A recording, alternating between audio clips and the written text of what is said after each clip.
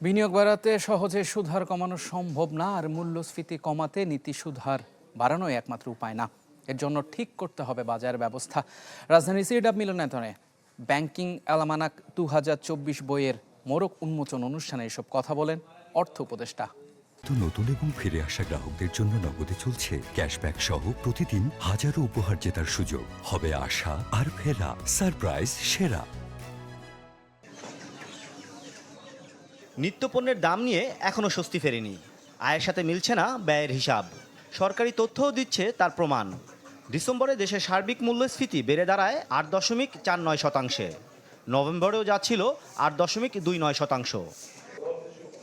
নীতি সুধারের বাড়তি বোঝার পরও কেন এখনও উচ্চ মূল্যস্ফীতি তা স্পষ্ট নয় বলেন ব্যাংক পরিচালকদের সংগঠন বিএবির চেয়ারম্যান। রাজধানীর সিডাব মিলনায়তনে এক অনুষ্ঠানে তিনি আহ্বান জানান ঋণের সুদহার কমানোর কার্যকর উদ্যোগসহ রপ্তানি বাণিজ্য নির্বিঘ্ন করার। আমরা চাবো যে ইন্টারেস্ট রেটটা আরও অ্যাকচুয়ালি হেল্পিং একটা কম্পোনেন্ট হওয়া উচিত, যাতে আমাদের ইন্ডাস্ট্রিতে বিঘ্নিত না হয়, প্লাস এক্সপোর্ট বাধাগ্রস্ত না হয়। অনুষ্ঠানে অর্থ উপদেষ্টার সাফ কথা, সহজে কমছে না সুদহার, সেই সাথে নীতি সুদহারও বদলাতে পারবে না মূল্যস্ফীতির গ্রাফ। এর জন্য সরবরাহ ব্যবস্থা ও আমদানি নীতির সক্ষমতার উপর জোর দেন অর্থনীতিবিদরা।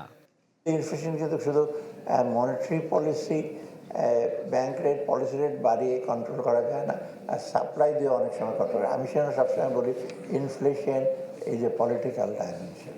যেন মার্কেট স্মুথ হয়, মনিটরিংটা স্মুথ হয়, সবার সহযোগিতা থাকতে হয়। ইনফ্লেশন একটু কমেছিল, আবার একটু বেড়েছে, উইচ মিনস দ্যাট এটার সব লিভার্সগুলো, এগুলো উঠায় নামার যে লিভার্সগুলো, কিছু আছে রাষ্ট্রের নিয়ন্ত্রণে, কিছু আছে বাজারের নিয়ন্ত্রণে, কিছু আছে সমাজের নিয়ন্ত্রণে। But the point is that এখানে আমাদের এই সাপ্লাই চেইন প্রসেসেস এগুলো কিন্তু ভেরি ইম্পর্ট্যান্ট। একটা হচ্ছে পলিসি এফিসিয়েন্সি, আর একটা হচ্ছে সাপ্লাই চেইন এফিসিয়েন্সি। অনুষ্ঠান শেষে ব্যাংকিং অ্যালমানাক 2024 বইয়ের মোড়ক উন্মোচন করা হয়।